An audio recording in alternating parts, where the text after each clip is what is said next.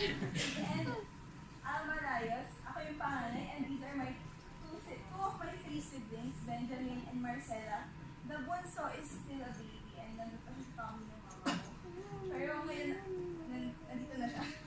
So, ayun. And I'm here to generalize what he said, why family outings are the best. So, usually we become too focused, I mean, our families become too focused on ACADS, like a lot of ACADS every day, like, ano ba ito? Tigil na fees, aral na. Or huwag ka na mag-games, tigil na COC. So, we are still kids, and we need to have fun and unwind sometimes. And actually, pati parents, iba stressful ang work sa PNG. So, yes, parents also need to unwind. And pati rin sa mga yung sa bahay na gumagawa na nag-aalaga ng bata, kailangan din ng relaxation. So, that's why we need travel. And other reasons why it is also important is number one, the food. Sino ba yung hindi gusto ng pagkain? Especially sa mga ka-age ko. Gusto niya food, di ba? Yes! Yun. And ako rin, kasi food, mahilig akong kumain ng yung mga new food, sushi, ganyan, katulad ni kanina.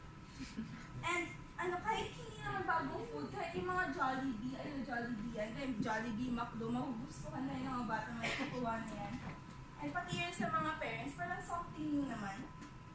Then next is having fun and relaxation. So ayan si Papa, ang happy ni Papa, nagsaslide. And every day na nakita ni Papa nagsaslide, di ba? O yan. So nakapag-bond kayo with family members in a completely different way, di ba? Pag nagta-travel kayo. And next is adventure. Nag-teamwork kayo going to different places. Kahit sa road trip pa lang, yung isa nag-Waze, isa Google Maps, yung tatay nag-drive. So, kaliwa kanan, nasaan na?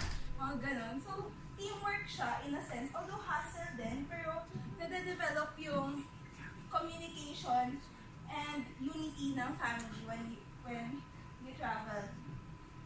The next are the activities, because activities give you new experiences. Along with new experiences come new skills and learning. Sabi nga nila, experience is the best teacher. And at the same time, exercise din siya because we need to get fit. Di ba, Papa? So, ayun. And most importantly is the memories. Though the material things we get from travel will not last long, memories last forever. And that's all. Thank you.